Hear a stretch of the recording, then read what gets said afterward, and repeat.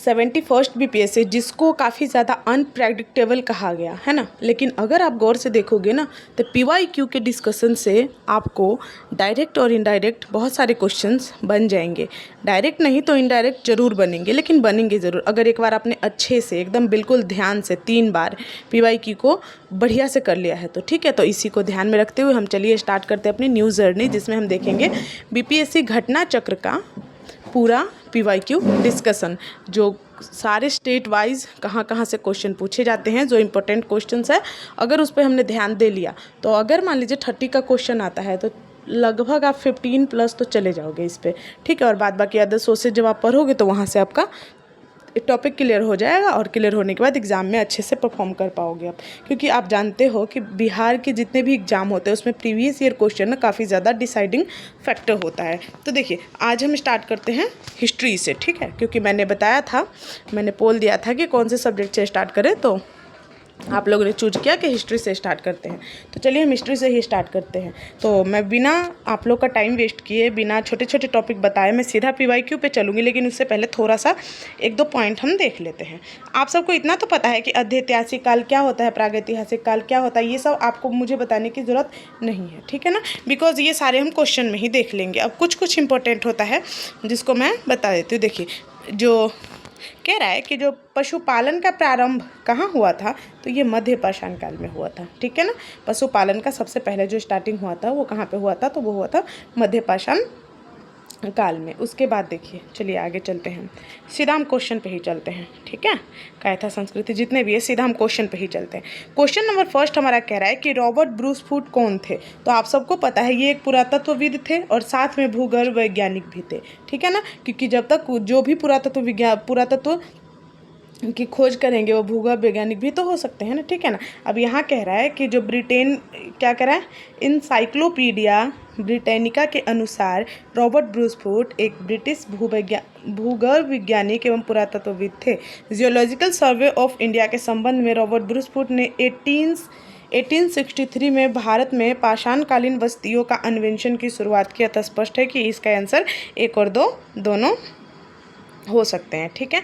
Next कह रहा है कि कोपेनहेगन संग्रहालय की सामग्री से पाषाण, कांस्य एवं लौह युग के त्रिगुणीय विभाजन किया गया। ये किसने किया है, ये थॉमसन ने। किसने किया है, थॉमसन ने किया है। डेनमार्क के कोपेनहेगन संग्रहालय में 1818 और 1820 में एक आयोग की रिपोर्ट के अनुसार सामग्री के आधार पर पाषाण, कांस्य एवं लौह, सबसे पहले किसका, पाषाण का, उसके बाद कांस्य युगीन का, उसके बाद लौह युगीन का, ठीक है ना। ये त्रिगुणीय विभाजन किसने किया है, तो थॉमसन जी ने किया है। और थॉमसन ने ये 1863 में इसी वर्गीकरण के अनुसार उन्हें क्या कर दिया गया था, संग्रहालय की वस्तुओं का वितरण में प्रकाशित किया गया था, ठीक है। नेक्स्ट देखिए, नेक्स्ट क्या कह रहा है, नेक्स्ट क्वेश्चन कह रहा है भारतीय इतिहास के संदर्भ में Alexander Rea AH Longhursts and Robert Sewell, James वर्गीस एंड वाल्टर एलियट किस गतिविधियों से जुड़े हुए थे।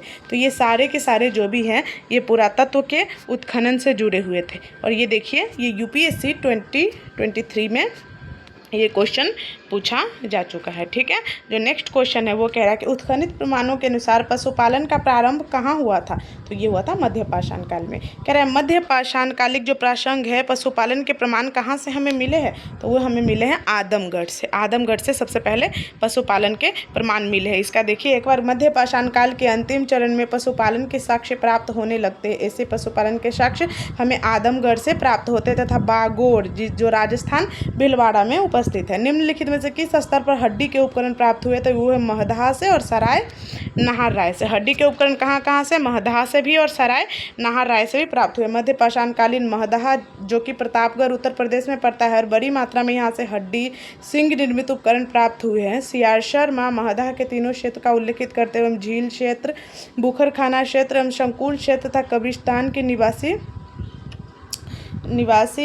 क्या कह रहे हैं, बूचड़खाना संकुल क्षेत्र से ही हड्डी सिंह निर्मित उपकरण आभूषण बड़े पैमाने पर प्राप्त होता है। कह रहा है हड्डी से निर्मित आभूषण भारत में मध्य पाषाण काल के संदर्भ में प्राप्त हुए। कहाँ कहाँ से हुए हैं ये, सबसे पहले सराय नाहर राय और सेकंड महदहा से। ऊपर हमने इसका वो एक्सप्लेनेशन देख लिया, ठीक है ना। अब नेक्स्ट देखिए कह रहा है कि निम्नलिखित मध्य पाषाणकालीन स्थलों में भौगोलिक दृष्टि से क्या कीजिए, उसको पश्चिम से पूर्व की ओर दर्शा दीजिए। पश्चिम से पूर्व की ओर दर्शाना है, तो चलिए हम देख लेते हैं सीधा इसका एक्सप्लेनेशन ही। इसका आंसर हो जाएगा सी, ठीक है, सी हो जाएगा। भौगोलिक दृष्टि से अगर देखा जाए तो सबसे पहले क्या आता है, सबसे पहले उत्तर प्रदेश आता है जो कि महदहा में पड़ता है। उसके बाद मिर्ज़ापुर उत्तर प्रदेश में पड़ता है, क्या लेखहिया पड़ता है। उसके बाद पैशरा में पड़ता है, क्या पड़ता है, बिहार पड़ता है। और पश्चिम बंगाल यहाँ बिरभानपुर पड़ता है। तो इसीलिए क्या हो गया, सबसे पहले 4, फिर 2, फिर 1 और 3, ठीक है ना। उसके बाद नेक्स्ट कह रहा है हमारा, नेक्स्ट क्वेश्चन कह रहा है कि एक ही कब्र से 3 मानव के कंकाल कहाँ से प्राप्त हुए, दमदमा से। दमदमा से प्राप्त हुए, दमदमाते हुए गए और टपक गए वहाँ पे, ठीक है ना। याद करने का तरीका थोड़ा सा, क्योंकि हर चीज़ें कितना रट के याद किया जाए, ठीक है ना। यहाँ कह रहा है खाद्यान्नों की कृषि सर्वप्रथम प्रारंभ कहाँ हुई थी, तो ये नवपाषाण काल में हुई थी। ये कहानी आप लोग जानते ही हैं, ठीक है, इतना बेसिक। तो भारत में मानव का सर्वप्रथम साक्ष्य कहाँ से हमें मिलता है, वो नर्मदा घाटी से मिलता है। नर्मदा घाटी, देखिए याद करने का तरीका, नर्मदा है ना, मानव मानव कुछ आ रहा है ना, ठीक है। तो मानव का सबसे पहले साक्ष्य यहाँ मिलता है। कह रहा है प्रथम मानव जीवाश्म भारत की किस नदी के किनारे प्राप्त होती है हमें, तो वो होती है हमें नर्मदा नदी से, ठीक है ना। अगर मानव का साक्ष्य सबसे पहले नर्मदा से मिलेगा तो जीवाश्म भी तो नर्मदा से ही प्राप्त होगी ना, ठीक है। नेक्स्ट कह रहा है कि मानव द्वारा सर्वप्रथम प्रयुक्त अनाज कौन सा था, तो वो था जौ।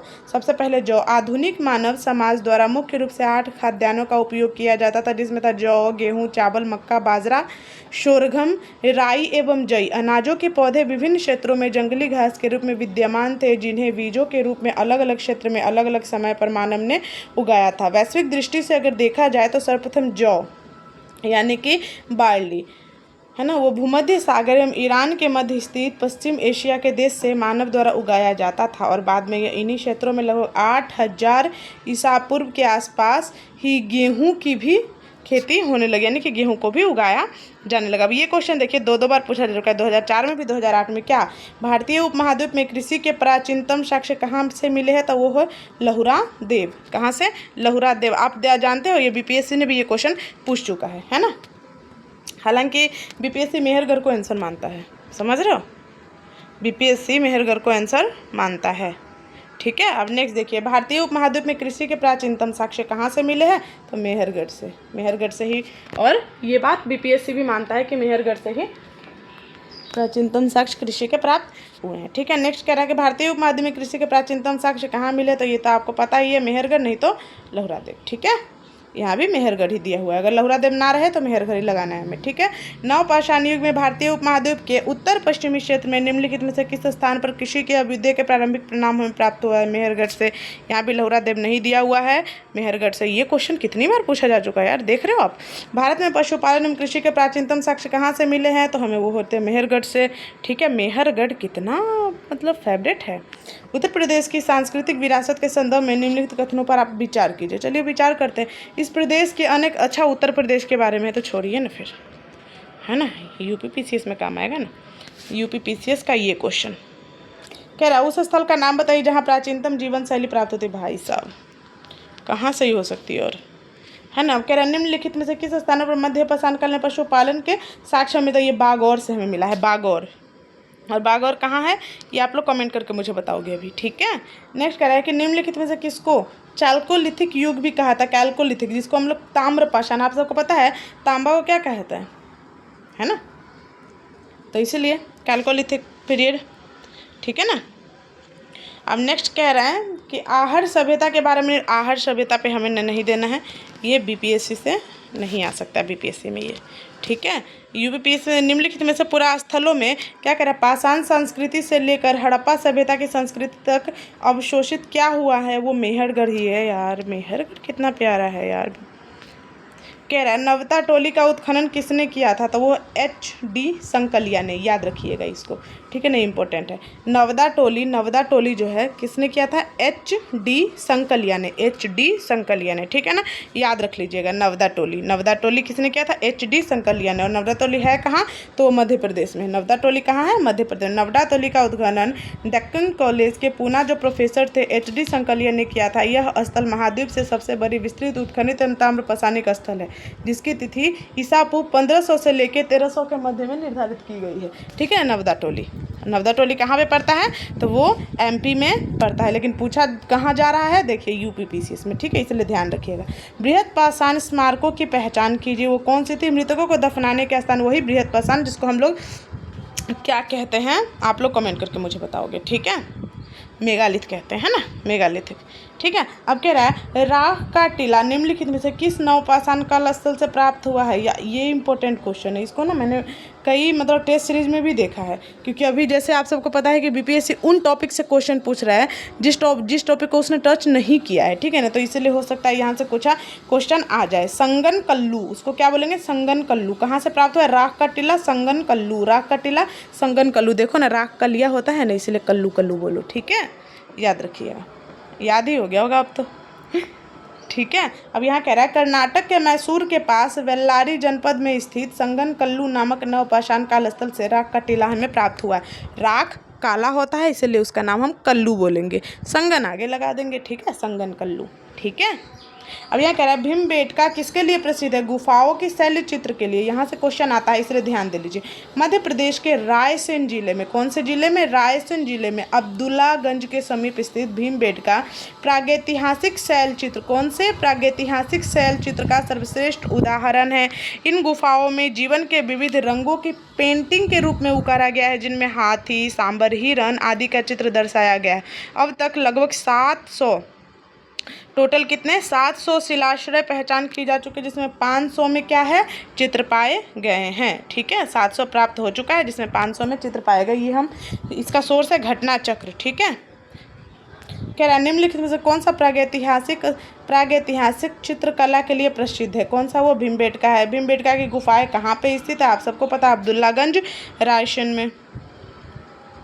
ठीक है ना, अब यहाँ कह रहा है भारत में किस शिलाश्रय का सर्वाधिक चित्र प्राप्त हुए? तो भीमबेटका से हुए ना, क्योंकि 500 जगह प्राप्त हुए हैं। ठीक है, अब यह कह रहे हैं निम्नलिखित में से किस भारतीय पुरास्थलों ने सबसे पहली बार भीमबेटका गुफा को देखा और शैल चित्रों का प्रागैतिहासिक महत्व देखी? तो उनका नाम क्या है? वी.एस. वाकणकर। वी.एस. वाकणकर। देखिए यहाँ से भी क्वेश्चन आ सकता है। भीमबेटका वाकणकर, याद रखिएगा, वाकणकर। भीमबेटका एक गुफा है और कंकरों से भी गुफा बनाई जा सकती है, इसलिए वाकणकर। ठीक है ना, किसने ढूंढा था? वाकणकर ने। किसको? भीमबेटका को। ठीक है, याद रखिएगा। मध्य प्रदेश के रायसेन जिले में स्थित भीमबेटका प्रागैतिहासिक शैल चित्र के सर्वश्रेष्ठ उदाहरण है। इसकी खोज 1957 में वी.एस. वानकणकर, याद रखिए किस तरीके से? भीमबेटका। ठीक है, अब देखिए भीमबेटका को किसने खोजा था? वानकणकर जी ने, विष्णुधर वानकणकर जी ने। ठीक है ना, गैरिक मृदभांड पात्र का नामकरण किस पे हुआ है? तो हस्तिनापुर में। नामकरण किस पे हुआ है? ठीक है, तो कहाँ से हुआ है? हस्तिनापुर से। अब यहाँ कह रहा है ताम्रपाषाण काल में मध्य महाराष्ट्र के लोग मृतकों के घर के फर्श के नीचे क्या करते? उत्तर से दक्षिण की ओर दफनाते थे। ये क्वेश्चन बीपीएससी ने भी शायद पूछ चुका है कि मतलब जो दफनाने का जो तरीका होता था, ये मेंस में नहीं, शायद प्रीलिम्स में पूछा हुआ है। ठीक है, नहीं, यूपीएससी ने पूछा है, बीपीएससी नहीं, सॉरी दोस्तों। ठीक है, यूपीएससी ने पूछा है कि दफनाने का तरीका। और हाँ, एक बात और, ये मेंस में शायद पूछा हुआ है ना, देखिएगा पीवाईक्यू एक बार। तो उत्तर से लेकर दक्षिण की तरफ होता था। ठीक है, मेंस में तो लॉन्ग क्वेश्चन था इसका। कह रहा है निम्नलिखित में से किस स्थल से मानव कंकाल से जुड़े कुत्ता के कंकाल भी प्राप्त हुए? तो वह है बुर्ज होम से प्राप्त हुए हैं। मानव के साथ साथ कुत्ता भी रहते थे। देखिए, याद करने का थोड़ा सा तरीका बताए तो, जो बुजुर्ग होते हैं ना, उन्हें कुत्तों से बहुत प्यार होता है, क्योंकि उनके पास तो और कोई काम होता नहीं, वो घूमना टहलना, तो कुत्तों को साथ साथ क्या करते हैं? टहलाते हैं। इसीलिए बुर्ज से पता चल रहा है कुछ बुजुर्ग जैसा आवाज़ निकल रही है। ठीक है, तो कुत्ता के दफनाने का साक्ष्य वहाँ से प्राप्त हुए इंसान के साथ। ठीक है, निम्नलिखित में से किस स्थान पर मानव के साथ कुत्ते को दफनाना? तो बुर्ज होम में। गर्तावास कहाँ से प्राप्त हुआ है हमें? तो बुर्ज होम से। गर्तावास मतलब क्या था? जमीन के अंदर खोद कर घर बनाना। ठीक है, तो वो हमें कहाँ से प्राप्त होता है? बुर्ज होम से ही प्राप्त होता है। अब यहाँ पे देखिए कुछ मिलाने के लिए बोल रहा है, तो चलिए मिलान कर लेते हैं। अब यहाँ कह रहा है सही मिलान कीजिए। पुरापाषाण काल, मध्य पाषाण काल, नवपाषाण काल, ताम्रपाषाण काल। ठीक है ना, अब इसमें हमें मिलाना है। ठीक है, देख लीजिए, हम सीधा यहाँ देख लेते हैं। अब इसमें जो पुरापाषाण काल है वो क्या है? सोन नदी घाटी। ठीक है ना, मध्य पाषाण काल भीमबेटका, अभी तो हम पढ़ रहे थे। नवपाषाण काल बुर्ज होम कश्मीर में, है ना। उसके बाद क्या? ताम्रपाषाण काल बनास घाटी। ठीक है ना, ताम्रपाषाण काल क्या है? बनास घाटी। अब यहाँ देखिए, यहाँ पे कह रहा है कि इन लोगों को मिलान कीजिए, पुरातात्विक स्थल और इसमें वर्तमान स्थल। तो नेवासा कहाँ पे स्थित है, नेवासा कहाँ स्थित है, तो नेवासा आप सबको पता ही है महाराष्ट्र में है, ठीक है ना। नेवासा कहाँ है, महाराष्ट्र में। ईसमपुर मुझे नहीं पता, चलिए डिडवाना को देखते हैं। डिडवाना हमारा कहाँ है, तो डिडवाना राजस्थान में है। डिडवाना कहाँ पे है दोस्तों, राजस्थान में। अब गुमियाड गुफा कहाँ है, गुमियाड गुफा के बारे में तो सब लोग ही जानते हैं। गुमियाड गुफा कहाँ पे भी स्थित, तो ये है तमिलनाडु के अंदर। तो जब ये गुमियाड गुफा तमिलनाडु में होगा तो ईसमपुर कहाँ हो जाएगा, कर्नाटक में हो जाएगा, ठीक है। ईसमपुर क्या हो जाएगा, कर्नाटक में हो जाएगा। ये यूपी PCS ने पूछा है, ठीक है, 2023 में, ठीक है। अब यहाँ कह रहा है कि हाँ इसको भी मिलान करना है आपको, है ना। निम्नलिखित युग्मों पर विचार कीजिए, कौन से युग्म सही सुमेलित है। तो वुर्ज होम से हमें क्या प्राप्त हुआ है, शैलकृत देव मंदिर नहीं प्राप्त हुए हैं, बल्कि बुर्ज होम से ना हमें गर्तावास प्राप्त हुए हैं, जो जमीन को खोद के घर बनाते थे, और उसमें साथ साथ क्या एक कुत्ता के साथ एक मानव का दफनाने का भी साक्ष्य प्राप्त हुआ है, ठीक है ना। चंद्रकेतुगढ़, यहाँ से हमें टेराकोटा की कला प्राप्त हुई है। गणेश्वर से हमें क्या ताम्र कलाकृतियाँ भी प्राप्त हुई है, ठीक। इसलिए यहाँ पे आंसर क्या हो जाएगा हमारा डी, क्योंकि ओनली 2 और 3 जो है ना वो क्या है, सही है। और ये क्वेश्चन UPSC ने 2021 में मतलब पूछा था, ठीक है ना। अब यहाँ कह रहा है कि विंध्य क्षेत्र के किस शिलाश्रय से सर्वाधिक मानव के कंकाल मिले हैं, तो वो है लेखहिया से प्राप्त हुए, लेखहिया से, ठीक है ना। शिलाश्रय लेखहिया याद रखिएगा, ठीक है। मानव कंकाल लेखहिया से प्राप्त हुए, ठीक है। अब नेक्स्ट क्वेश्चन पे हम लोग ध्यान देते हैं। यहाँ 2 कथन दिए हुए हैं और उसका कारण पूछ रहे हैं। देखिए कथन क्या है, कह रहा विंध्य क्षेत्र के पाषाण युगीन लोगों ने नूतन भूतल के अंत में गंगा घाटी में प्रव्रजन किया। जलवायु परिवर्तन के कारण इस काल में शुष्कता का चरण अधिक था। देखने में तो ऐसा ही लग रहा है कि बात तो सही हो रही है, और उसका एक एक्सप्लेनेशन भी दे रहा है, तो बात सही है। और इस बात को किन्होंने कहा है, तो GR शर्मा जी ने, ठीक है। अब यहाँ कह रहा है भारतीय पुरातत्व सर्वेक्षण निम्नलिखित विभागों में से किसका संलग्न करता, तो वो संस्कृति की ही कर सकते हैं ना, ठीक है। संरक्षण नहीं संरक्षण, ठीक है। भारतीय पुरातत्व का जनक किन्हें कहा था, अलेक्जेंडर कनिंघम को। ये तो BPSC ने बार समझो, तो उनका एक रिपीटेड क्वेश्चन है ये। राष्ट्रीय मानव संग्रहालय कहाँ पर स्थित है, भोपाल में। राष्ट्रीय मानव संग्रहालय कहाँ पे स्थित है, भोपाल में, ठीक है ना। मानव सभ्यता के विकास की कहानी दर्शाने वाला देश का सबसे बड़ा संग्रहालय कहाँ पे है, भोपाल में है, ठीक है। अब ये हो गया हमारा सैंधव सभ्यता की संस्कृति। यहाँ से क्वेश्चन आता है, इसलिए एक बार देख लीजिएगा इसको, ठीक है। यहाँ कह रहा है सिंधु सभ्यता के साधारण 3 नामों से जाना जाता है, जिसको हम सिंधु सभ्यता, सिंधु घाटी सभ्यता, हड़प्पा सभ्यता भी कहते हैं, जिसकी खोज 1921 में भारतीय पुरातत्व सर्वेक्षण के महानिदेशक सर जॉन मार्शल के निर्देशन में किन्होंने राय बहादुर दयाराम सहनी ने किया था। हड़प्पा पाकिस्तान के पंजाब प्रांत में एक साहिवाल जिले में स्थित है, जबकि मोहनजोदड़ो सिंध प्रांत में लकराना जिले में स्थित है। पिग्गट महोदय ने हड़प्पा और मोहनजोदड़ो को एक विस्तृत साम्राज्य की जुड़वा राजधानी बताया था। किन्होंने बताया था ये बात, पिग्गट जी ने क्या कहा था कि ये जो हड़प्पा था और मोहनजोदड़ो था, दोनों क्या था, एक जुड़वा राजधानियाँ थी। हड़प्पा रावी नदी के बाएं तट पर है, जबकि मोहनजोदड़ो सिंधु नदी के दाहिने तट पर। हड़प्पा रावी नदी के बाएं तट पे है, जबकि मोहनजोदड़ो क्या है, सिंधु नदी के दाहिने तट पर है। सर जॉन मार्शल ने सर्वप्रथम इस सभ्यता को सिंधु सभ्यता का नाम दिया। रेडियो कार्बन 40 यानी कि समझिए ना C14 जैसे नवीन विश्लेषण पद्धतियों द्वारा हड़प्पा सभ्यता की तिथि लगभग 2300 ईसा पूर्व से लेकर 1700 ईसा पूर्व मानी जाती है, जो सर्वमान्य है। सर्वमान्य है।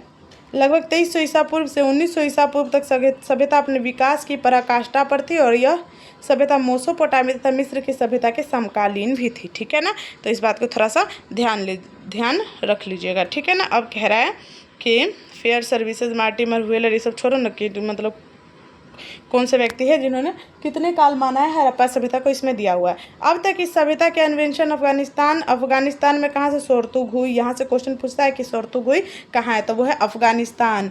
मुंडीगा पाकिस्तान में, पंजाब, सिंध, बलूचिस्तान, भारत के पंजाब, गुजरात, राजस्थान, हरियाणा, पश्चिमी उत्तर प्रदेश, जम्मू कश्मीर, पश्चिमी महाराष्ट्र में पाया जा चुका है। इस सभ्यता के सर्वाधिक पश्चिमी पुरास्थल सुतकांगेडोर जो कि बलूचिस्तान में पड़ते हैं, और पूर्वी स्थल आलमगीरपुर जो कि देखिए यहाँ से ऐसे कीजिए, ठीक है, जो कि कहाँ पड़ता है, पश्चिमी उत्तर प्रदेश में पड़ता है। उत्तरी स्थल मांडा जो कि जम्मू कश्मीर में पड़ता है, और दक्षिणी स्थल दईमाबाद जो कि महाराष्ट्र में पड़ता है, दईमाबाद महाराष्ट्र में पड़ता है। इसका आकार क्या है, त्रिभुजाकार है, जो कि वर्तमान में 13 लाख वर्ग किलोमीटर क्षेत्र को विस्तृत फैला हुआ है। ठीक है ना, समझ रहे हैं।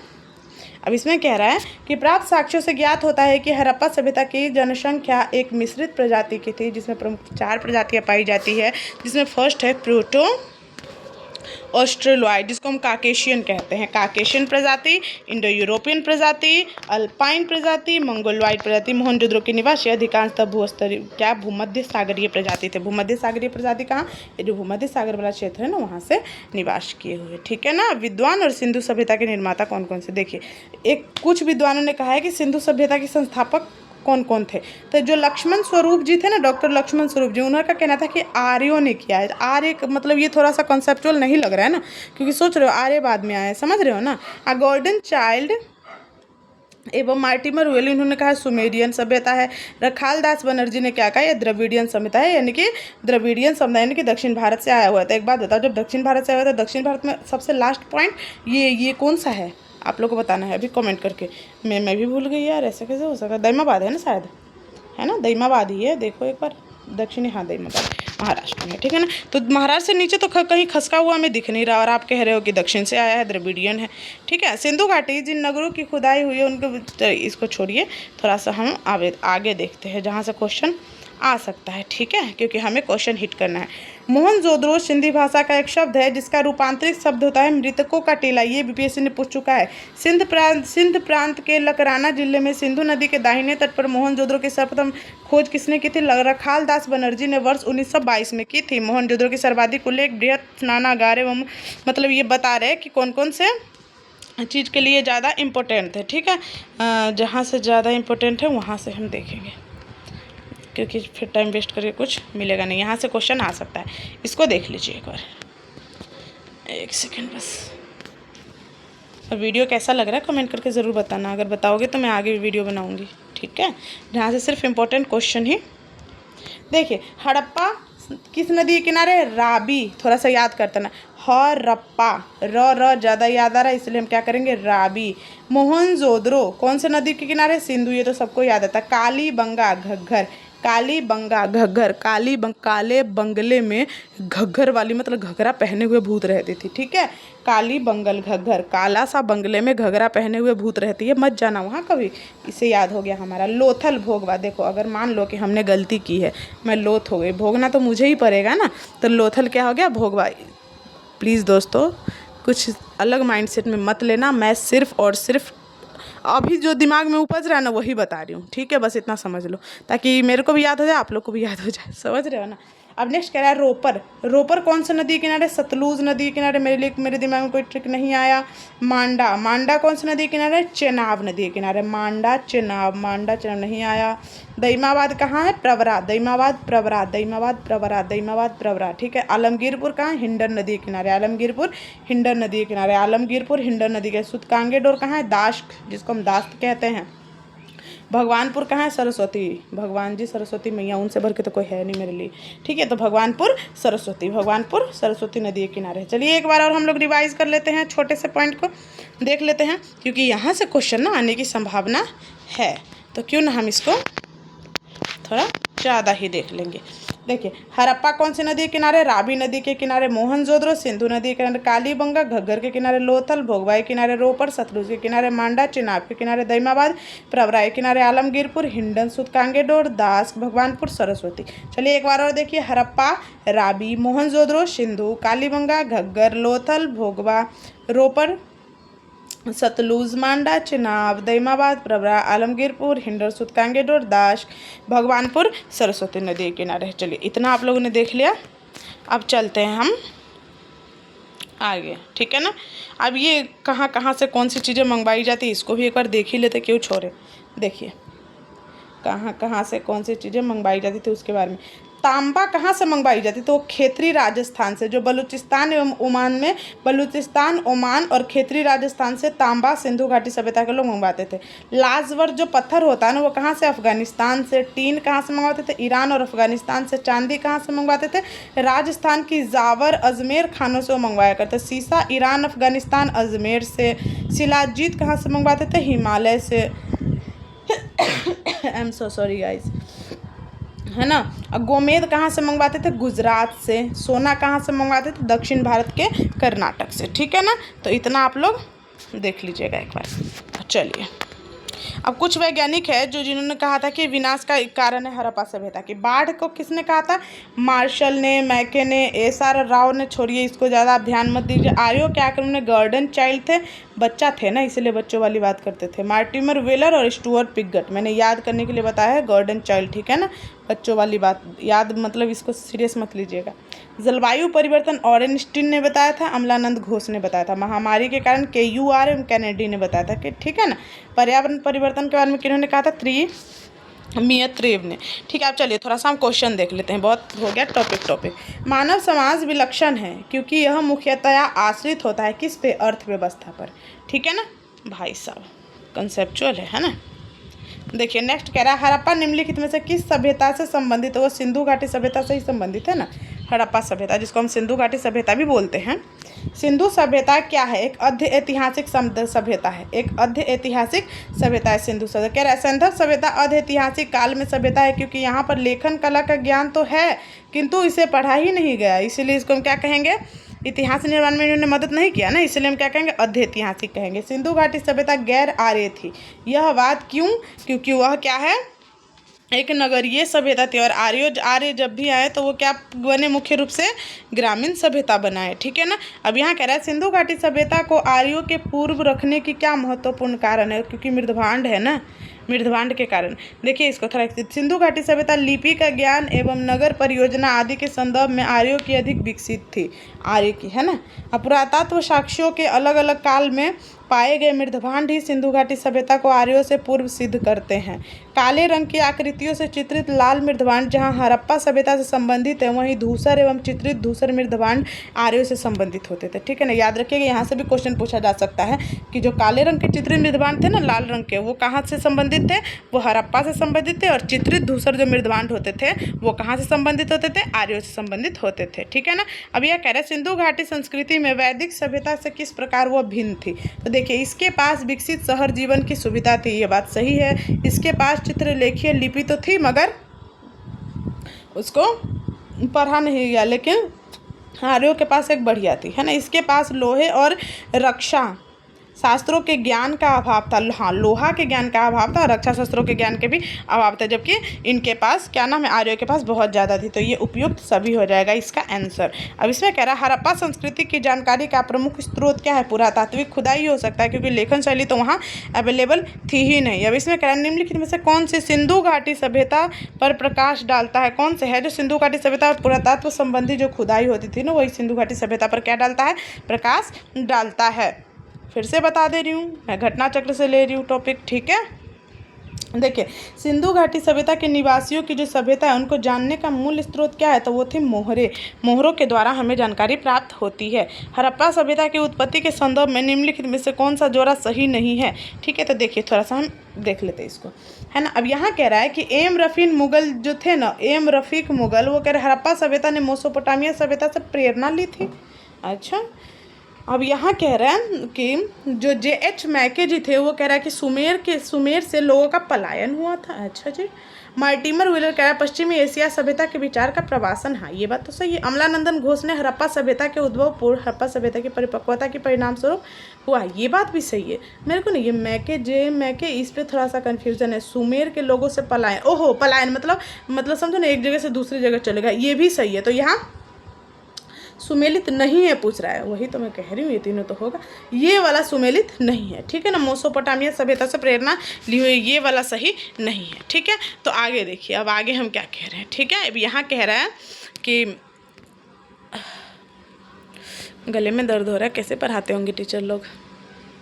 थैंक यू सर, आप लोग हमारे लिए इतना मेहनत करते हैं, मैं तो बच्चे अभी 28 मिनट ही हुए हैं, इसने में गले में दर्द हो रहा है। देखो नेक्स्ट कह रहा है कि जो सूची 1 है सूची 2 उसको क्या करना है, सुमेलित कीजिए। तो चलिए सुमेलित कर लेते हैं। सुमेलित करने के क्रम में हड़प्पा की खोज किसने की थी, तो दयाराम सहनी जी ने की थी, तो ऐसे ही शो हो रहा है। नेक्स्ट है हमारा हस्तिनापुर की खोज किसने की, तो बीबी लाल जी ने की थी। हस्तिनापुर हंसते रहो चेहरा लाल रहेगा, ठीक है ना। तक्षशिला को खोज किन्होंने की थी, तो वो की थी जॉन मार्शल जी ने, ठीक है ना। और कौशाम्बी की खोज किसने की, मजुमदार जी ने की थी, ठीक है। कौशाम्बी की खोज मजुमदार जी ने की। तो इस अनुसार हमारा क्या हो जाएगा 1 का 3 यानी कि 1 का 3 ये वाला आंसर हो जाएगा। हमारा एक ही में दिया हुआ है तो हम एक से ही छांट लेंगे ना अपना, ठीक है। अब नेक्स्ट क्वेश्चन जो हमारा कह रहा है कि भारत में चांदी की उपलब्धता के प्राचीनतम साक्ष्य कहाँ से प्राप्त हुए, तो हड़प्पा संस्कृति से प्राप्त हुए हैं। ये यूपीएससी 1994 में पूछा है, ठीक है। अब नेक्स्ट क्वेश्चन कह रहा है हड़प्पा में मिट्टी के बर्तनों पर सामान्यतः कौन सा रंग होता था, लाल रंग होता था। ये बीपीएससी तो दिया ही हुआ है, बीपीएससी ने क्वेश्चन पूछा है, लाल रंग होता था, ठीक है ना। अब नेक्स्ट कह रहा है कि मूर्ति पूजा के जो प्रारंभिक साक्ष्य है ना वो हमें कहाँ से प्राप्त हुए, तो पूर्व आर्य से, मतलब प्री आर्यन से हमें प्राप्त होते हैं, ठीक है ना। मूर्ति पूजा के प्राचीनतम साक्ष्य कह रहे हैं। देखिए निम्नलिखित पशुओं में से किस एक का हड़प्पा संस्कृति में पाई मुहरों एवं टेराकोटा कलाकृतियों में निरूपण करता है, तो वो गाय नहीं हुआ था, गाय का नहीं हुआ था। क्यों, क्योंकि हाथी थी, बाघ थी, गेंडा था, एक घोड़ा नहीं था और एक गाय नहीं था, ठीक है।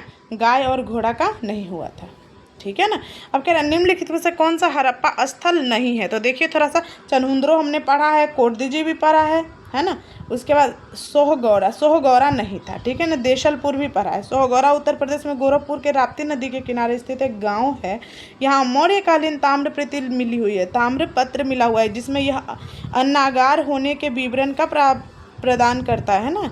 चनहुंद्रो, कोटदीजी और देशलपुर तीनों हड़प्पा सभ्यता से जुड़े नगर थे। चनहुंद्रो और कोटदीजी वर्तमान में पाकिस्तान के सिंध प्रांत में तथा देशलपुर गुजरात राज्य के कच्छ में स्थित है। देख लीजिएगा इसको एक बार, क्योंकि बीपीएससी अब वो टॉपिक छू रहा है ना जहाँ से क्वेश्चन पहले उन्हें पूछा ही नहीं है, ठीक है। तो इसलिए थोड़ा सा हमारा क्या फौज बनता है उसको देख लें हम। अब यहाँ कह रहा है 1 को 2 से सुमेलित कीजिए, यानी कि जगह दिया हुआ है और वहाँ से कौन कौन सी चीज़ें प्राप्त हुई है उसके बारे में दिया हुआ है। तो सबसे पहले हमारा कह रहा है लोथल। तो लोथल से हमें क्या प्राप्त हुआ है, लोथल से हमें गोदीवारा, हाँ लोथल से हमें गोदीवारा का साक्ष्य प्राप्त हुआ। क्यों, क्योंकि आप सबको पता है यहाँ गुजरात है ना। गुजरात के किनारे पे लोथल है। और गोदीवारा किसको कहते थे, जहाँ पे बंदरगाह जैसे बंदरगाह टाइप का है ना गोदीवारा, जहाँ पे नाव वगैरह आते थे और रुकता था कोई जहाज वगैरह, है ना। और नेक्स्ट है कालीबंगा से हमें क्या प्राप्त हुआ, तो वो जूते हुए खेत का साक्ष्य प्राप्त हुआ है, ठीक है ना। धौलावीरा है उससे हमें क्या प्राप्त हुआ है, तो वो हड़प्पा लिपि और बड़े आकार में 10 चिन्हों वाला एक शिलालेख प्राप्त हुआ है। बनावली से तो आप सब जानते हो, पक्की हुई मिट्टी का हल प्राप्त हुआ। ये 2002 में यूपीएससी ने क्वेश्चन पूछा है। अब नेक्स्ट कह रहा है कि निम्नलिखित में से कौन सा एक हड़प्पा स्थल नहीं, ये तो हमने देख ही लिया यार, मेरा दिमाग कहाँ जा रहा है आजकल, है ना। अब यहाँ कह रहा है एक जूते हुए खेत की खोज की गई थी, कहाँ से, कालीबंगा से। निम्नलिखित में से किस हड़प्पा नगर में जूते हुए खेत की प्राप्त हुई है, तो वो कालीबंगा से ही प्राप्त हुई है ना। एक एक्सप्लेनेशन से सारे टॉपिक क्लियर। अब यहाँ कह रहा है हड़प्पा, लोथल, कालीबंगा, मोहनजोदड़ो। अब यहाँ से जो सब चीज़ें प्राप्त हुई है उसके बारे में, तो लोथल से यहाँ नहीं दिया हुआ है, चलिए देखते हैं। हाँ, हड़प्पा से हमें क्या प्राप्त हुई है, R37 का शवाधान। ये पता है आप ना, थोड़ा सा जब एक बार मतलब मेरा तो ऑप्शनल है ना हिस्ट्री, तो हिस्ट्री मैंने ऑप्शनल में पढ़ा था ना, तो उसमें मेरे को ये टॉपिक क्लियर हुआ था, समझ रहे। नहीं तो ये 37 ये मैं खुद नहीं समझती थी पहले, मतलब रट्टा कितना मारेंगे, लेकिन उसको जब मैंने पढ़ा था ना तब मेरे को समझ में आया था कैसे। तो आपको समझाने से कोई फ़ायदा भी है नहीं, बिकॉज आपको एग्ज़ाम देखना है ना अपना, ठीक है। तो देखिए क्योंकि टाइम लगता है ना उसको समझाने में, दोस्तों कहोगे तो बस समझा भी दूंगी, ऐसी कोई दिक्कत नहीं है, ठीक है। हड़प्पा क्या हो जाएगा, वो शवाधान मिलेगा R37। और जो लोथल, देखो गोदी लिख दिया भैया, लोथल से हमें क्या प्राप्त हुआ है, गोदीवारा के साक्ष्य प्राप्त हुए हैं। वहीं कालीबंगा से हमें जूते हुए खेत के साक्ष्य मिले। और मोहनजोदड़ो से नर्तकी की मूर्ति जिसकी एक हाथ क्या है, लंबी है और उसमें बहुत सारी उसने क्या करी, चूड़ियाँ पहनी हुई है, ऐसे करके एक हाथ कमर पे रखी हुई है, याद है ना, ऐसे करके और ठीक है। कितनी सुंदर नर्तकी बना दिया ना मैंने। देखो अब नेक्स्ट कह रहा है यहाँ भी वही कह रहा है कौन से नदी के किनारे है। तो हड़प्पा, आप सबको पता है कि जो हड़प्पा है हमारा वह रावी नदी के किनारे है। हड़प्पा कौन सी नदी के किनारे है? रावी नदी के किनारे है। और उसके बाद जो हस्तिनापुर है, हस्तिनापुर गंगा नदी के किनारे है। हस्तिनापुर गंगा नदी के किनारे है ना। और उसके बाद नागार्जुन कोंड, नागार्जुन कोंड, ये दोनों दक्षिण भारत की नदियाँ हो गई। नागार्जुन कोंड हमें कृष्णा नदी के किनारे, नागार्जुन कोंड कृष्णा नदी के किनारे, पैठन जो है वो रावी नदी के किनारे है। इसको याद रख लीजिएगा थोड़ा सा, ठीक है। अब चलिए इसका देख लीजिए, इसका सीधा एक्सप्लेनेशन ही देख लेते हैं, ठीक है। हड़प्पा रावी नदी के किनारे, कालीबंगा घग्गर नदी के किनारे, लोथल भगवा नदी के किनारे, रोपड़ सतलुज नदी के किनारे। हड़प्पा किस नदी के किनारे है? कमेंट करके बताइए। रावी नदी के किनारे। सैंधव सभ्यता के महान स्नानागार हमें कहाँ से प्राप्त हुए हैं? मोहनजोदड़ो से प्राप्त हुए हैं। विशाल स्नानागार किस पुरातत्व स्थल से हमें प्राप्त हुए हैं? मोहनजोदड़ो से हमें प्राप्त हुए। सिंधु घाटी सभ्यता में किस पुरातत्व से नाव के चित्र या फिर मॉडल के रूप में प्राप्त हुआ है? तो मोहनजोदड़ो एवं लोथल से प्राप्त हुआ है, ठीक है ना। सिंधु सभ्यता के बारे में निम्नलिखित कौन सा कथन असत्य है? तो क्या नगर नालियों में सुदृढ़ व्यवस्था थी? हाँ भाई थी। व्यापार एवं वाणिज्य उन्नत दशा में थी? हाँ भाई थी। मातृ देवी की उपासना की जाती थी? ये भी है। लोग लोहे से परिचित थे? नहीं, लोग लोहे से परिचित नहीं थे, ठीक है ना। अब यहाँ कह रहा है कि हड़प्पा सभ्यता की खुदाई में मिले अवशेषों के आधार पर क्या सही नहीं है? तो देखिए, सभी जगह के निर्माण कार्यों के लिए आकार के ईंटों का उपयोग किया जाता था। ये बात सही है भाई, सब किया जाता था। मुख्यतः सभी घरों में एक मन नहीं, ये बात गलत है। मुख्य सड़कें औसतन 10 मीटर चौड़ी होती थी। हाँ, ये बात भी सही है। ये मुख्य एक मंजिल घर होती थी, 2 मंजिल का घर हमें, मुख्यतः सभी घर एक ही मंजिल की होती थी। मुख्यतः लगा दिया ना, ये थोड़ा सा कंफ्यूजन डाल रहा है, समझ रहे हो ना। एक सेकंड रुक जाओ गाइस, मैं थोड़ा सा कंफ्यूज हूँ। यहाँ क्वेश्चन क्या कह रहा है? हड़प्पा सभ्यता ये खुदाई से मिले अवशेषों के आधार पर क्या सही नहीं है? सभी तरह के निर्माण कार्यों के लिए एक ही आकार के ईंटों का उपयोग किया जाता था। एक ही आकार का ईंटों का उपयोग किया जाता था, ये बात भी तो गलत है ना। मुख्यतः सभी घर एक ही मंजिल के होते थे, ये बात गलत है। क्यों? क्योंकि घर 2-2 मंजिल के भी होते थे। मुख्य सड़कें औसतन 10 मीटर चौड़ी होती थी, ये बात सही है। तो इस हिसाब से हमारा 1 और 2 क्या हो जाएगा? गलत हो जाएगा, ठीक है ना। क्यों? क्योंकि यहाँ देखिए, यहाँ कह रहा है मतलब सभी ईंटों का जो सामान्यतः अनुपात होता है 4-2-1 ही था, मगर कालीबंगा से जो ईंटें प्राप्त हुई है ना, वो क्या है? चनहिंद्रों से वक्राकार ईंटों के जो साक्ष्य प्राप्त हुए हैं वो दोनों क्या है? दोनों डिफरेंस हैं, ठीक है ना, इसीलिए ऐसा हम बोल रहे हैं। देखिए, सिंधु घाटी सभ्यता के बारे में, सभ्यता जानी जाती है किस चीज़ के लिए? तो देख लेते हैं। यहाँ पे कह रहा है अपने नगर नियोजन के लिए। हाँ, मोहनजोदड़ो और हड़प्पा के लिए, ये भी सही है, ठीक है। उसके बाद अपने कृषि कार्य के लिए एवं अपने उद्योगों के लिए। उद्योग तो उसके थे नहीं, हल्का हल्का थे वो, जो समझो ना, मतलब मृदभांड वगैरह बनाते थे। तो उसमें कह रहा है कूट में सही उत्तर का चयन कर, तो उपयुक्त सभी हो जाएगा इसका आंसर, ठीक है। अब यहाँ कह रहा है आलमगीरपुर, अब यहाँ कौन सा सुमेलित नहीं है? तो आलमगीरपुर उत्तर प्रदेश में है, लोथल गुजरात में ये भी है, कालीबंगा हरियाणा में नहीं है ना। कालीबंगा हरियाणा में नहीं है, बल्कि कालीबंगा कहाँ पे है बेटा? राजस्थान में है, ठीक है ना। रोपर कहाँ है? पंजाब में है, ठीक है। अब नेक्स्ट देखिए, नेक्स्ट कह रहा है कि निम्न में से सिंधु सभ्यता में संबंधित कौन से उत्तर प्रदेश में स्थित है? उत्तर प्रदेश में कौन से स्थित है? हमारा यहाँ पे देखो, आलमगीरपुर तो उत्तर प्रदेश में ही है, और साथ में कालीबंगा नहीं, राजस्थान में, लोथल गुजरात, हुलास भी उत्तर प्रदेश। तो इस हिसाब से हमारा आंसर क्या हो जाएगा? 3 और 4 हो जाएगा, ठीक है। उसके बाद हम देखते हैं निम्नलिखित में से कौन सा हड़प्पा कालीन स्थल गुजरात में स्थित है? ये तो ऐसे ही दिख रहा है। हड़प्पा संस्कृति के स्थल में उनकी स्थिति संबंधी निम्नलिखित युगों में से कौन सा सुमेलित नहीं है? आलमगीरपुर उत्तर प्रदेश में है, दैमाबाद महाराष्ट्र में है, बनावली हरियाणा में है, राखीगढ़ी राजस्थान में नहीं है, बल्कि राखीगढ़ी कहाँ है? हमारा हरियाणा में है, ठीक है ना। राखीगढ़ी कहाँ है? हरियाणा में है। वो कह रहा है निम्नलिखित में से कौन सी हड़प्पा संस्कृति से पूर्व सीमांत का निर्धारण करता है? मतलब पूर्वी जो सीमा है ना, उसकी निर्माता आलमगीरपुर उत्तर प्रदेश ये तो हमने देखा ही था, है ना। एक बार देख लो। और आलमगीरपुर, यहाँ पे ये पूर्वी वाला सीमा आलमगीरपुर उत्तर प्रदेश में, उत्तरी वाली सीमा क्या है, मांडा है, मांडा जो कि जम्मू कश्मीर में पड़ता है। दक्षिण वाली सीमा दैमाबाद है जो कि महाराष्ट्र में पड़ता है। और ये वाली सीमा कौन सा है, ये वाली सीमा वहाँ पे पड़ता है बलूचिस्तान जो कि पाकिस्तान में पड़ता है, ठीक है ना, बलूचिस्तान जो कि पाकिस्तान में पड़ता है। अब यहाँ देखिए कह रहा है निम्नलिखित को मिलान कीजिए, है ना। मांडा कहाँ पड़ रहा है, जम्मू कश्मीर में। दैमाबाद कहाँ पड़ रहा है, महाराष्ट्र में। कालीबंगा कहाँ पड़ रहा है, राजस्थान में। राखीगढ़ी कहाँ पड़ रहा है, हरियाणा में। तो इस हिसाब से इसका आंसर जो हमारा हो जाएगा वो क्या हो जाएगा, देखिए ज़रा सी आंसर हो जाएगा, ठीक है ना। इसका आंसर सी हो जाएगा। चलिए हम नेक्स्ट देखते हैं। अब नेक्स्ट क्वेश्चन की तरफ चलते हैं।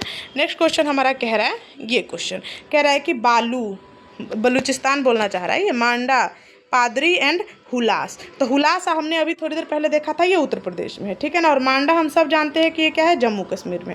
अब बलूचिस्तान कहाँ पे है, तो बलूचिस्तान कहाँ पे है, तो हम सब जानते हैं ये बलूचिस्तान पड़ता है हरियाणा में, ठीक है ना। बलूचिस्तान हरियाणा में पड़ता है, ठीक है, बलूचिस्तान हरियाणा में पड़ता है। एक बच गया पादरी कहाँ पे पड़ जाएगा, ये हमारा गुजरात में पड़ जाएगा, ठीक है ना। पादरी क्या पड़ जाएगा, हमारा गुजरात में पड़ जाएगा, ठीक है। तो चलिए अब हम आगे चलते हैं, है ना। नेक्स्ट कह रहा है कि हड़प्पा संस्कृति निम्नलिखित में कौन सा सिंध में अवस्थित है। सिंध में कौन कौन सा अवस्थित है, तो सिंध में अवस्थित है मोहनजोदड़ो और चनहुंद्रो, क्योंकि हड़प्पा तो पाकिस्तान में चल गया, सुरकोटदा भी उधर ही चला गया, ठीक है। तो इसलिए इसका आंसर हमारा क्या जाएगा, 2 और 3 हो जाएगा, 2 और 3 हो जाएगा। अब नेक्स्ट क्वेश्चन जो हमारा है वो कह रहा है मोहनजोदड़ो निम्नलिखित में से कहाँ पर स्थित है, तो वो है पाकिस्तान के सिंध प्रांत में। कह रहा है चनहुंद्रो के उत्खनन का निर्देशन किसने किया था, तो वो किया था J.H.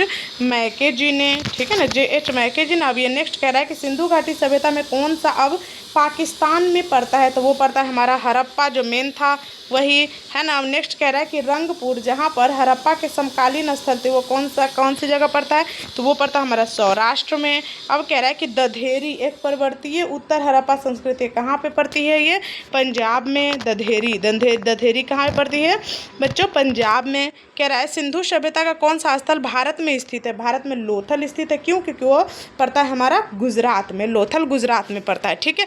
देखिए अब मैं इतनी जल्दी इसलिए चल रही हूँ बिकॉज ये सारे क्वेश्चन बाइबिल है, ये सारे क्वेश्चन सबको याद होंगे, तो इसीलिए इस पर ज़्यादा टाइम देने की कोई ज़रूरत नहीं है। अब नेक्स्ट क्वेश्चन कह रहा है वो हड़प्पा नगर जिसका प्रतिनिधित्व लोथल के पुरातत्व स्थल करता है किस नदी पर स्थित है, लोथल भोगवा नदी पर स्थित है ना। नेक्स्ट कह रहा है हड़प्पा सभ्यता स्थल लोथल कहाँ पे पड़ता है, तो वो सब जानते हैं गुजरात में पड़ता है ना। ये बात जो जिस चीज़ को हमने कर लिया है एक बार क्लियर, उस पर ज़्यादा टाइम देने की क्या ज़रूरत है फिर, है ना। सिंधु घाटी सभ्यता का पतन नगर कौन सा था भैया, लोथल था जो गुजरात में पड़ता है। निम्नलिखित में से कौन सा एक हड़प्पा का बंदरगाह है, लोथल है जो कि हमारे प्यारा सा राज्य गुजरात में पड़ता है। नेक्स्ट कह रहा है सिंधु घाटी सभ्यता की सबसे महत्वपूर्ण विशेषता क्या थी, चलिए पहले पक्की ईंटों की बनी इमारत, ये भी सही है। प्रथम असली मेहराब, ये नहीं है। पूजा स्थल, ये भी नहीं है। कला एवं वास्तुकला, ये भी सही है। इसका आंसर क्या हो जाएगा, उपयुक्त में से एक से अधिक, ये बीपीएससी ने क्वेश्चन पूछा हुआ है। नेक्स्ट क्वेश्चन है निम्नलिखित में से किस सिंधु घाटी सभ्यता पर हल की खोज हमें प्राप्त हुई। हल की खोज आप सबको पता है, ये बात कालीबंगा से प्राप्त हुई, लेकिन ये बात कोई जानते हो क्या कि ये बनावली से भी प्राप्त हुई है, इसलिए इसका आंसर क्या होना चाहिए, दोनों, ठीक है। तो इसलिए इसका कोई भी झारखंड पीसीएस ने 2023 में क्वेश्चन पूछा हुआ है। देखो यहाँ एक्सप्लेनेशन भी दिया हुआ है कि बनावली और कालीबंगा से प्राप्त हुआ है, ठीक है ना। तो इस पर मतलब बी और डी दोनों आंसर होता है। निम्नलिखित में से किस हड़प्पा स्थल को हल का टेराकोटा हमें प्राप्त हुआ है। हल की टेराकोटा हमें कहाँ से प्राप्त हुई है, कालीबंगा से भी और बनावली से। तो यहाँ इसका क्या हो जाएगा आंसर हमारा, उपयुक्त में से एक से अधिक। अब यहाँ कह रहा है निम्नलिखित सिंधु घाटी सभ्यता से संबंधित स्थल नहीं, कौन सा, कालीबंगा भी है, रोपर भी है। I am so sorry. अब यहाँ देखिए पाटलिपुत्र क्या है, नहीं है। पाटलिपुत्र किससे स्थित है, महाजनपद काल से संबंधित है ना। अब यहाँ कह रहा है नेक्स्ट क्वेश्चन, भारत में हड़प्पा का बृहद स्थल कौन सा है, राखीगढ़ी है, राखीगढ़ी, ठीक है ना। बृहद स्थल राखीगढ़ी, ठीक है, याद रखिएगा। भारत का सबसे बड़ा हड़प्पा स्थल कौन सा है, वो है राखीगढ़ी। सबसे बड़ा हड़प्पा, सबसे बड़ी त्यौहार भी तो हमारे लिए राखी है, तो याद रखिएगा। कह रहा है स्थापित सिंधु घाटी सभ्यता जिन नदियों के तट पर बसी थी, अब ये कौन सी नदियाँ हैं जो सिंधु नदी के तट पर थी, झेलम नदी के तट पर थी और चेनाब के नदी के तट पर थी। तो क्या आपको लग रहा है गंगा नदी के तट पर थी, नहीं ना। तो इसका आंसर क्या हो जाएगा हमारा बी, क्यों, क्योंकि ये पंचनद जो था ना वो मतलब उत्तर पश्चिम में पड़ता है ना, तो यहाँ यहीं पे वो सभ्यता का वो हुआ था, मतलब उद्भव हुआ था। ठीक है ना। अब यहाँ कह रहा है सिंधु घाटी के लोग विश्वास करते हैं आत्मा एवं ब्रह्म में, ये बात भी तो नहीं पता है, कर्मकांड में नहीं, यज्ञ प्रणाली में नहीं, मातृशक्ति में विश्वास करते थे, और मातृशक्ति में अगर विश्वास करते तो आत्मा एवं ब्रह्म में करते ही होंगे। इसका हालांकि आंसर नहीं बताया है, लेकिन मेरे को लग रहा है ना मातृशक्ति, इसका डी आंसर होना चाहिए। ठीक है ना, मेरे ख्याल से डी होना चाहिए। अन्य कह रहा है सिंधु घाटी के लोग पूजा करते थे किसकी? पशुपति जी की। ठीक है ना। मोहनजोदड़ो एवं हड़प्पा के पुरातात्विक खुदाई के प्रभारी कौन थे? सर जॉन मार्शल थे, सर जॉन मार्शल जी थे। अब यहाँ कह रहा है कि सिंधु घाटी सभ्यता की खोज निकालने में जिन दो भारतीयों का नाम जुड़ा हुआ रहा, खालदास बनर्जी एंड दयाराम सहनी, सिंधु घाटी सभ्यता को खोज निकालने में। ठीक है ना। निम्नलिखित में से कौन सा सुमेलित नहीं? हड़प्पा को दयाराम सहनी जी, लोथल को राव जी। अच्छा चलिए देखते हैं। अब नेक्स्ट कह रहा है लोथल को राव जी, और हाँ ये सुरकोटला को जोशी जी, और धौलावीरा को थापर जी ने नहीं खोजा था। ठीक है ना। तो इसका आंसर क्या हो जाएगा हमारा? डी, विष्ट जी ने किया था। ठीक है ना। अब यहाँ कह रहा है कि हड़प्पा का उत्खनन करने वाले प्रथम पुरातत्वविद जो इसके महत्व को नहीं समझ पाया वो कौन थे? कनिंघम जी थे। ठीक है ना। उन्होंने क्या किया था, किस चीज़ के लिए किया था, आपको भी कमेंट करके बताना है। निम्नलिखित में से कौन सा हड़प्पा स्थल मोहनजोदड़ो के उत्खनन से संबंधित नहीं है? तो बीए स्मिथ नहीं है, ये बीपीएससी ने क्वेश्चन पूछा था। ये बीए स्मिथ कौन थे, और आपको कमेंट करके बताना है। ठीक है ना, क्यों कहा जाता है कि इनसे संबंधित नहीं है। अब यहाँ देखिए कह रहा निम्नलिखित में से किसके द्वारा सुरकोटला नामक हड़प्पा स्थल की खोज की गई है? तो वो है जगपति जोशी जी के द्वारा। जगपति जोशी, आपको पता है जितना भी क्वेश्चन मैं अभी करवा रही हूँ ना, अगर बीपीएससी में आप देखोगे तो इससे बाहर एक भी क्वेश्चन नहीं रहेगा। बिकॉज देखो ज़्यादातर जो एग्जाम वाले होते हैं ना, कोशिश करते हैं किसी भी स्टेट का PYQ पूछना है ना, PYQ, और इसमें है ना सिर्फ बीपीएससी का ही नहीं, इसमें ऑल स्टेट का, यूपीएससी का भी PYQ दिया हुआ है। तो इसलिए मेरे को नहीं लगा इससे बाहर पूछा जाएगा। ठीक है, तो इसलिए इसको ध्यान से आप लोग देख लीजिएगा, एक बार नहीं 2 बार देख लीजिएगा। ठीक है। सिंधु सभ्यता के विकसित अवस्था में निम्नलिखित में से किस स्थल से घरों में कुओं का अवशेष प्राप्त हुआ है? घरों में कुआं का अवशेष कहाँ कहाँ से प्राप्त है? देखिए जय नारायण पांडेय की पुस्तक पुरातत्व विमर्श में पृष्ठ संख्या इतना में बताया हुआ है कि सिंधु सभ्यता के अधिकांश नगरों के लगभग प्रत्येक घरों में कुएं प्राप्त होते हैं। पानी के निकास प्रणाली या नाली होती थी। रामशरण शर्मा की पुस्तक प्राचीन भारत के इतिहास में इतना, कालीबंगा में सभी घरों में कुएं, यानी कालीबंगा में सब, मतलब ये कहा जा रहा है कि मतलब सभी घरों में कुआं होता था, इसका मतलब सब में होगा। तो इसका आंसर हालांकि नहीं दिया है, 2004 में ही क्वेश्चन पूछा हुआ था, क्वेश्चन काफ़ी पुराना है ना। कह रहा है भारत में निम्नलिखित में आने भारत में निम्नलिखित में आने का सही क्रम क्या है? तो सोने के सिक्के, देखिए लोहा का हल तो नहीं होगा, नगरीय संस्कृति नहीं होगा, आहत मुद्रा के चांदी के सिक्के। तो सबसे पहले हमारे पास क्या आया था? सिंधु घाटी सभ्यता। सिंधु घाटी सभ्यता, तो सबसे पहले हमारा क्या जाएगा? वो नगरीय संस्कृति हो जाएगी। और उसके बाद जब सिंधु घाटी संस्कृति आ गई थी, तो उसके बाद फिर लास्ट में जाके सिंधु सभ्यता का हो गया था खत्म। तो उसके बाद क्या लोहा आया था, तो इसके हिसाब से हमारा तो क्या हो जाएगा? 3 हो जाएगा। तो सोना के सिक्का तो कुषाण काल में मतलब मुख्य रूप से समझा था, ये इसमें आ जाएगा मध्यकाल में, मतलब हाँ समझो ना, पाषाण काल और जो यार प्राचीन काल और मध्यकालीन भारत हम पढ़ते हैं ना, उसमें आ जाएगा। तो हम आहत मुद्रा चांदी के सिक्कों को हम सेकेंड नंबर पे ले सकते हैं। उसके बाद लास्ट में हमारा क्या आ जाएगा? 1 आ जाएगा। ठीक है, तो याद रख लीजिएगा इसको। अब कह रहा है सर्वप्रथम मानव ने निम्न धातु को खोज निकाला था। यार वो तांबा था, तभी तो कैल्कोलिथिक पीरियड कहलाया था। ठीक है ना। अब देखिए नेक्स्ट क्वेश्चन कह रहा है कि हाथी दांत का पैमाना हड़प्पा सभ्यता में निर्मित कौन सा? लोथल में हाथी दांत कहाँ से प्राप्त हुआ है? ठीक है ना। हड़प्पा कालीन स्थलों में अभी तक किस धातु की प्राप्ति नहीं हुई है? लोहा की, कई बार कहूँ लोहा घोड़ा नहीं था। निम्नलिखित में से कौन सा स्थल घग्गर और उसके सहायक नदियों घाटियों में स्थित है? बनावली, घग्गर। ठीक है। अब क्या निम्नलिखित में से निम्नलिखित कथनों पर विचार करें। मोहनजोदड़ो हड़प्पा, रोपर एवं कालीबंगा सिंधु नदी घाटिया का प्रमुख स्थल है। हड़प्पा सभ्यता के लोगों ने सड़कों को, नालियों को जाल नियोजित, हाँ ये भी सही है। हड़प्पा के लोग धातुओं के उपयोग का नहीं, ये बात नहीं है, उन्होंने अथी का यूज किया था ना, क्या नाम है उसका? तांबा का। ठीक है, तो इस हिसाब से हम क्या कहेंगे? 1 और 2 कांस्य युगीन सभ्यता इसको कहा ही जाता है। ठीक है। मोहनजोदड़ो तथा हड़प्पा नगर अब विलुप्त हो गए। हाँ, वह खुदाई के दौरान प्रकट हुए थे। अच्छा जी, ऐसा है क्या? प्रकट हो गए थे सीधा। अब यहाँ कह रहा है ए और आर दोनों तो सही है, लेकिन स्पष्टीकरण नहीं है। प्रकट हुए थे मतलब दिखाए गए थे। ठीक है। देखिए नेक्स्ट क्वेश्चन हमारा कह रहा है कि हड़प्पा संस्कृति के संदर्भ में शैलकृत स्थापत्य के प्रमाण हमें कहाँ से प्राप्त हुए, तो वो हुए धौलावीरा से। कहाँ से प्राप्त हुए? धौलावीरा से प्राप्त हुए हैं। धौलावीरा कौन से राज्य में स्थित है? धौलावीरा हमें गुजरात में देखने को, पंजाब में देखने को मिलता है। ठीक है, एक सेकेंड गाइस, धौलावीरा कौन से राज्य में स्थित है?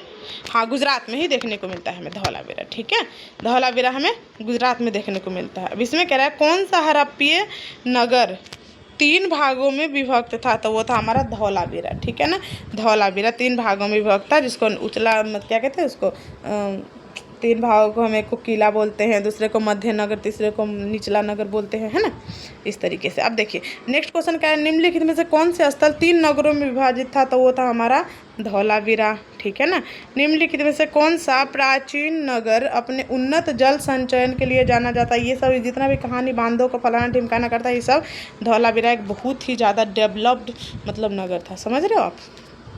एक उन्नत जल प्रबंधन कहाँ है? धौलावीरा में। निम्नलिखित में से किस स्थल में द्विशव संस्कार यानी कि डबल वेरियल प्राप्त हुआ है? डबल वेरियल द्विशव संस्कार, तो ये हमें तो प्राप्त हुई है, कालीबंगा से भी मिली है, बहुत जगह से हमने देखो। हम कहते हैं लोथल में सर्वाधिक 3 अच्छा सबसे ज़्यादा लोथल से हमें प्राप्त हुई, फिर कालीबंगा से भी प्राप्त हुआ है, राखीगढ़ी से भी प्राप्त हुआ है ना।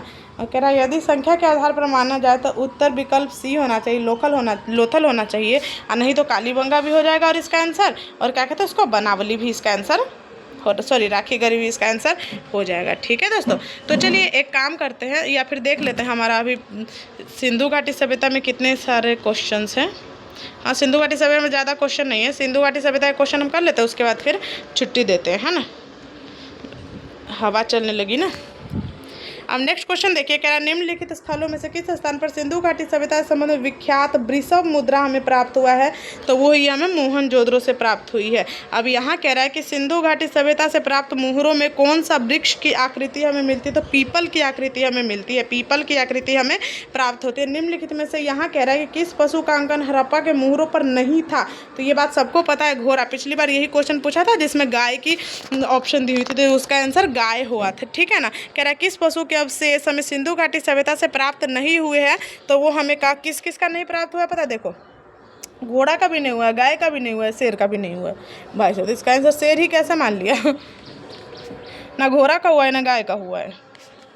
ठीक है, अब नेक्स्ट क्वेश्चन जो हमारा कह रहा है, देखिए निम्नलिखित में से कौन सा जानवर सिंधु घाटी सभ्यता के लोगों को नहीं प्राप्त था, तो देखिए ये घोड़ा नहीं है प्राप्त था, उपयुक्त में से कोई नहीं, लोगों को नहीं प्राप्त था, तो बैल भी नहीं था, हाथी भी नहीं था, इसका आंसर डी हो जाएगा। अब देखिए नेक्स्ट क्वेश्चन कह रहा है आईआईटी खड़गपुर, ओहो ये 900 वर्ष के बारे में कहा था कि 900 वर्षों तक ना लगातार जो वर्षा हुआ ही नहीं था, है ना। वर्षा का होने सिंधु घाटी सभ्यता का पतन, वर्षा बहुत ज़्यादा जब लगातार होने लगा था ना, तो सिंधु घाटी सभ्यता का पतन हो गया था। 2018 में इस क्वेश्चन को बीपीएससी ने पूछा था। कह रहा मृण पट्टिका पर उत्कीर्ण सिंह युक्त देवता की कृति प्राप्त हुई है, कहाँ से हमें प्राप्त हुई है, तो वो हुई हमें कालीबंगा से प्राप्त हुई है। ठीक है ना। नेक्स्ट क्वेश्चन कह रहा है कि निम्नलिखित में से कौन सी सभ्यता नील नदी के तट पर पनपी हुई थी? नील नदी का मिस्र की सभ्यता, है ना, जिसको हम लोग इजिप्टियन सिविलाइजेशन कहते हैं। इसमें नहीं पूछता है बीपीएससी, इनका फलाना ढिमकाना, है ना। कह रहा है लेखन कला को उचित प्रणाली विकसित करने वाले सर्वप्रथम प्राचीन सभ्यता कौन सी, तो वो सुमेरियन सभ्यता थी। देखिए दोस्तों, अगर आप लोग को वीडियो पसंद आई होगी ना, तो कमेंट ज़रूर कीजिएगा और लाइक ज़रूर कर दीजिएगा, ताकि आगे की वीडियो में भी हमें मोटिवेशन मिले। और नेक्स्ट टॉपिक जो हमारा होगा वैदिक काल, और हम जल्दी से जल्दी हम अपना क्या करेंगे, हिस्ट्री को ख़त्म कर लेंगे। अगर आप लोग का इस वीडियो पे बढ़िया रिस्पॉन्स रहा तो नेक्स्ट वीडियो ज़्यादा देर का होगा और सारे PYQ हम क्लियर करेंगे। तो चलिए मिलते हैं नेक्स्ट वीडियो में, तब तक के लिए राधे राधे।